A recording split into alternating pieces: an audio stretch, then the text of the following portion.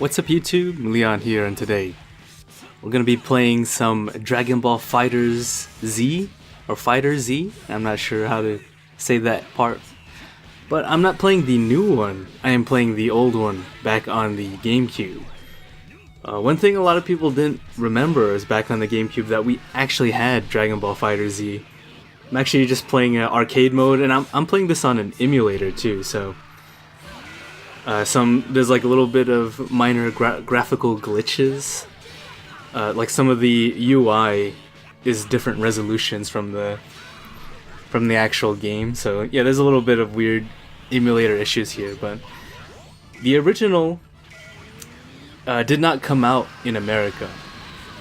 It was only in Japan, and apparently it didn't sell very well. But it looks really nice. Where there wasn't enough content to keep the game going and keep people coming back to the game. So it's pretty surprising that they updated the game for modern consoles like PS4, Xbox One, and PC. And they added like a story mode and extra characters, and it's all really cool. But yeah, I just want to show this version off because not that many people remember it. It's still a really fun game, so if you can find it, or maybe even emulate it, it's a pretty cool experience to go back and see this one. Just a second, let me exit the emulator real quick and boot up the Steam version. Yeah, Gyaro Sengen. Go, go, go, go, go, go, Gyaro Sengen. Go, go, go, go, go, go, Gyaro Sengen. Alright, so I've booted up the Steam version of Dragonball FighterZ. Let's go ahead and go through how the port is and whatnot. So far, this version of the game, the port for PC is alright. It's okay. It's a little bit bare bones, but it's pretty much the standard of what you should have for a PC port. You have your anti-aliasing, texture, high resolution shadows, and I think the one setting that really stands out is the resolution scale. You can pump that up or lower it depending on if your system can handle it. I haven't had too many problems with the port itself, besides some very odd audio things happening. Sometimes the audio would go out of whack, but it's only for a few seconds. The audio would peak or something. Some weird noises would happen, but other than that, the port is alright. So let's get on with the bad stuff for this game.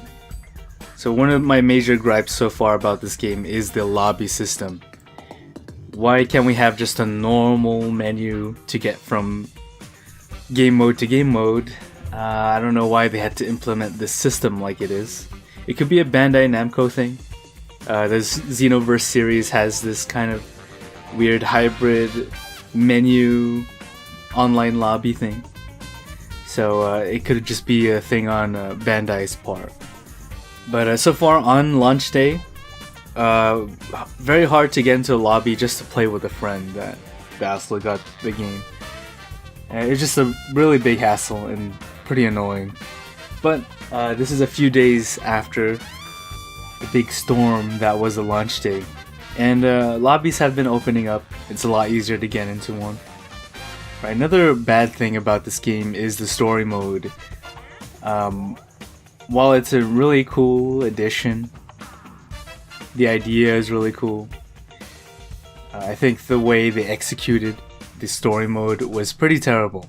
A lot of filler fights. Just a ton of fighting mindless bots to get to the next story scene. And for me, at least, the story itself was pretty throwaway. It wasn't too mind-blowing or anything. There was only one part that really, where I was like, this is cool. But the story is pretty, nah. They tried to hammer in you were part of the Dragon Ball universe. You were in there, and the characters would be talking to you, and you get to make choices. While it's not, the idea is really cool. Again, it wasn't executed that great. And so far, the story just really overstayed its welcome. especially with how much grinding and fighting you have to do just to get through it. It was not really that fun, but at least you get to unlock a character from it, and you get a lot of money where you can just buy random things from the store. It's alright.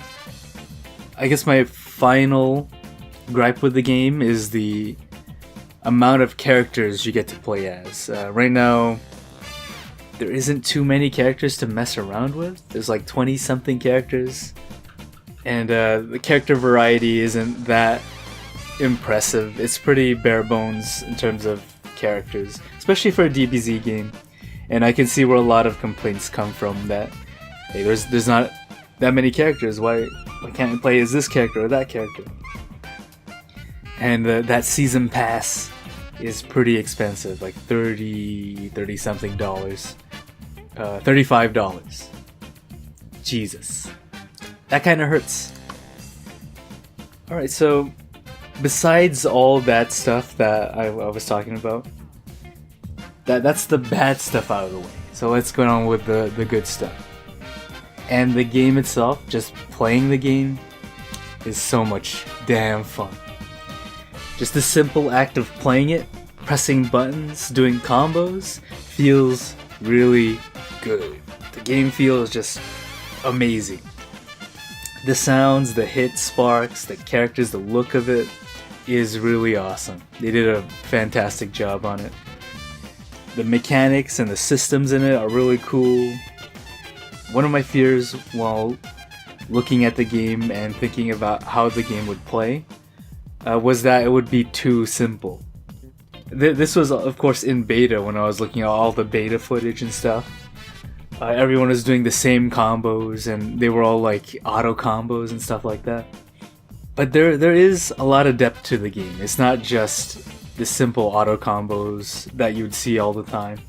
And I'm super glad that there's depth to the game and not it being like this super simplified fighting game for casuals and DBZ fans.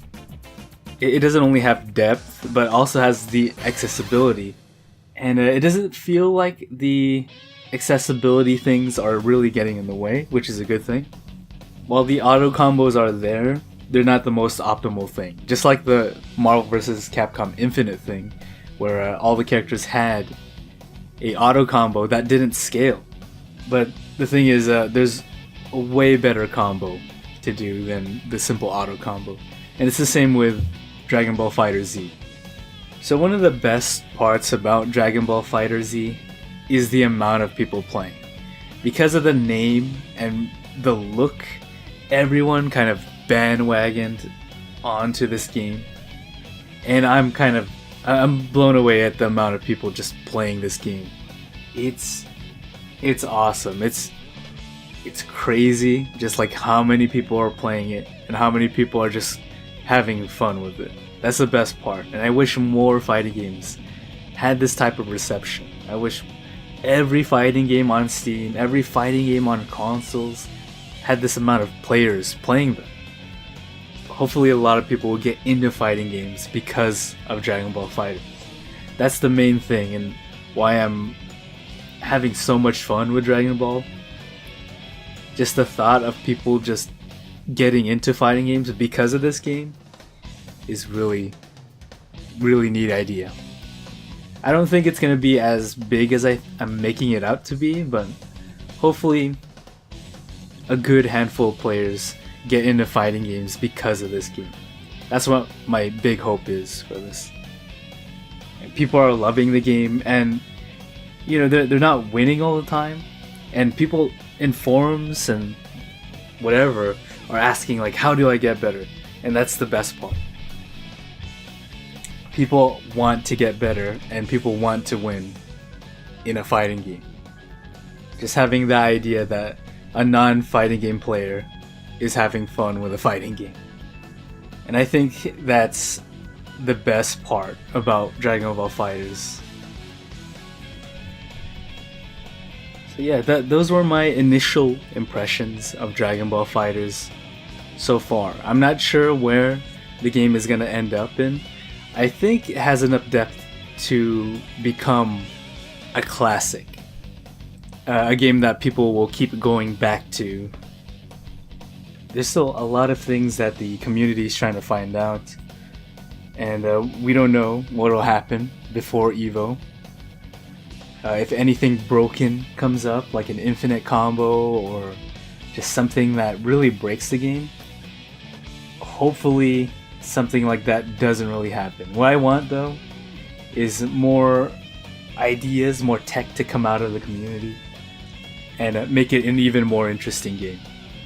I mean, so far I'm still doing like the simple air combo that everyone's been doing.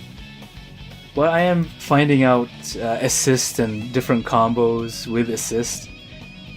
But at the same time, I don't know if there's any more to it than that. But I'm pretty sure the community will prove me wrong on this. But the best thing I can say about Dragon Ball FighterZ is that it's one of the most fun fighting games I've ever played. Maybe it's because I'm, beating up fighting game newbies. But I personally think the game is fun regardless if I'm losing or winning. So this was Leon from Humans Plays, and I'll talk to you guys in the next video.